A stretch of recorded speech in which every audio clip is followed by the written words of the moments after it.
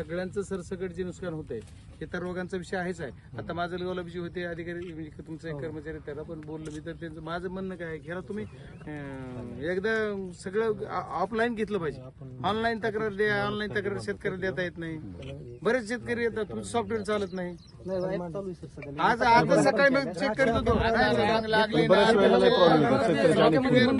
ह्याच्यात काय तुम्ही एखादा तुम्ही बघितलं सगळं ह्याच्यात तुमचं सॉफ्टवेअर माहिती का गर्दी नसल्या साहेबांना पण बोलला ह्याच्यामध्ये लोकांची गर्दी आता तुम्हाला संपर्क आज काय झालं तुमच्या इथं कोणीच नाही. माझं लोक बसून करायला येतात. मी ह्याला गेलो सादुळ्याला पुरुषोत्तमपूरला सगळे लोक बसून आहेत, चालू होतं चलतच नाही चालत.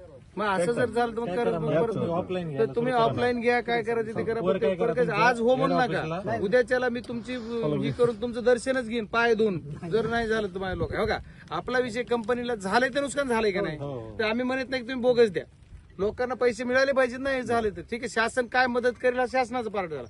आणि शासनानं किंवा कुणी आम्ही म्हणायचं नाही तुमच्या कंपनीचे पैसे म्हणजे आम्ही आमच्यामुळे. तुम्ही फॅक्ट आहे ना, फॅक्टचे तुम्ही पैसे द्या लोकांना.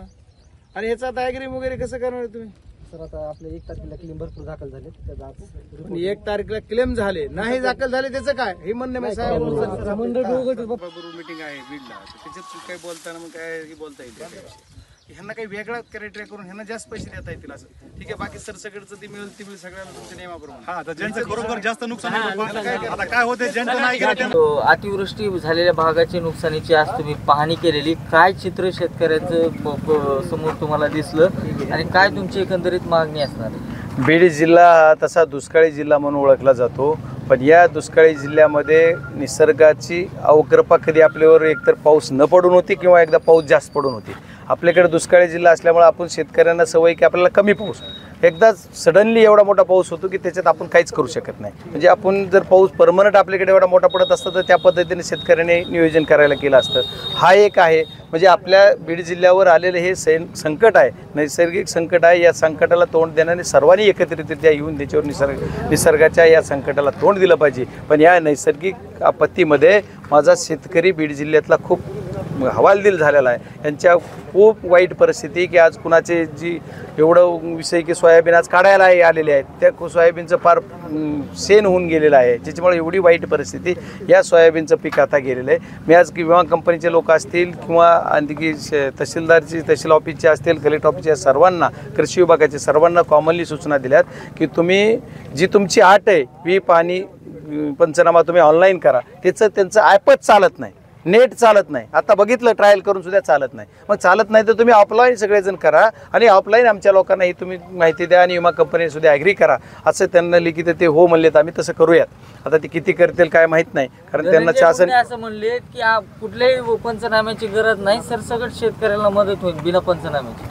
आता मला एवढ्या मोठ्या नेत्यावर कृषी मंत्री आहेत महाराष्ट्राचे, म्हणजे काही लहान नेते नाहीत. कृषी मंत्री ही खूप मोठं खातं आहे आणि ते आदरणीय धनंजय मुंडे साहेबाकडे त्यांच्यावर मी काय बोलावं. हे सरकारविषयी सांगेल, दिलेले आश्वासन आतापर्यंत किती पाळले. एकच सध्या आश्वासन दिलं लगेच चालू केलं तेवढं मात्र चालू आहे. बाकीचे मागच्या वर्षी कांद्याच्या बाबतीत सांगितलं होतं की आम्ही 300 रुपयाचा फरक देऊ.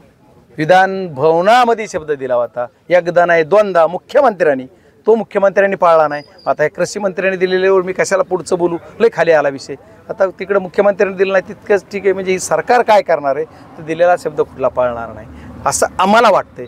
पण दिला आणि पाळला तर त्यांचं कौतुक करू, त्यांचे आभार मानू. पण त्याच्या अगोदर जी मागच्या वर्षीचं त्यांनी ते आता कृषी प्रदर्शन झालं त्याच्यात सांगितलं की आम्ही सगळ्या लोकांना पैसे देणार. किती जणांना मिळाले एवढे शेतकरी तिथं मिळाले कोण? नाही खरं शेतकरी तुम्ही आहेत ना शेतकरी, तुम्हाला मिळाले का? बघा तुम्ही सगळेजण. मग आता जर ही असं आहे तर मग आता काय बटन दाबतेत, काय ग्रीन करतेत, काय रेड करतेत, बटनच दाबायचे त्यांना पाहिजे फक्त, बाकी काही नाही. त्याच्यामुळे मला त्यांच्यावर टीका टिप्पणी कशाला करू. दिले तर त्यांचा सत्कार पहिला बजरंग सोनवणे खासदार करणार. तुम्ही दिले बघा ते कुठं जिथं भेटतील तिथं जाऊन त्यांचा सत्कार करा. त्यांनी नाही घेतला तरी करणार, कारण माझ्या शेतकऱ्यांना त्यांनी सरसकट पैसे द्यावेत ही सगळं आमची मागणी. आणि माझं म्हणणं आहे की सरसकट पैसे दिलेच पाहिजेत. पण त्याच्या उलट एक आपल्या माध्यमातून मी त्यांना एक विनंती करू इच्छितो की काही निम्या अर्ध्या भागामध्ये पाऊस आता 61 मंडळामध्ये अतिवृष्टी झाली, पण त्याच्यातल्या सुद्धा 10-20 मंडळातला 1-2 गाव असे आहेत की तिथं तर पिकं पार गेलेतच. सगळ्या 61 मंडळातले गेलेत, बाहेरच्या वेगळ्या मंडळातले गेलेत. पण ह्या याच्यात सुद्धा अर्ध्या भागात असं आहे की आज सुद्धा 2-2 फूट 3-3 फूट पाणी आहे. म्हणजे ही पाणी आता तुम्हाला पाणीच आटत नाही का, तर शेताला चौगून बांध आहे, बांधातून पाणी वरी आलंय आणि बांध चौकून असल्यामुळे ते पाणी बाहेर निघत नाही. मग आता किती बाहेर काढायचं म्हणलं तरी पुढं नदी पूर वाहती गोदावरी, तिथंही कमी होत नाही. मग हे पाणी जर नाही झालं तर आणखी आत्ता पाऊस नाही पडला तरी 2 महिने वापसा होत नाही. मग 2 महिन्यावर पीक काय घेणार? म्हणजे आता आणखी पाऊस पडलाच पाहिजे, पडणारच. तसा विचार केला तर पाऊस पडल्याच्या नंतर आणखी मग त्या शेतकऱ्याला, या निम्या अर्ध्या लोकांना तर माझं असं म्हणणं आहे की काहीतरी वेगळं आर्थिकचं अनुदान द्या. सरसकट त्या सगळ्यांना ज्याचं नुकसान झालं त्याला दिलंच पाहिजे, पण याच्यासाठी वेगळं द्या. आणि कंपनीवर प्रेशर असं द्या, विमा कंपनीवर. खरंच तुम्हाला सरकारला आमचं काळजी घ्यायची तर विमा कंपनीचे पैसे आमच्या जिल्ह्यात मिळाले पाहिजेत. आणि यावर्षी मिळवायसाठी आम्ही प्रयत्न करू, काहीही करू. विमा कंपनीला कुलूप लावू, त्यांच्या दारात त्यांच्या पाया पडू, पण माझ्या शेतकऱ्यांना यावर्षी विम्याचे पैसे मिळालेच पाहिजेत. आणि मिळण्यासाठी ही खासदार म्हणून माझी जिम्मेदारी आहे, ती मी पार पाडणार. सरकार म्हणून आम्हाला मदत करतील, अन्यथा नाही करतील, पण विमा कंपनीचे पैसे बीड जिल्ह्यातल्या शेतकऱ्याला मिळालेच पाहिजेत. त्याच्यासाठी मी प्रयत्न करणार आणि ती मिळवून देऊ. खूप खूप धन्यवाद.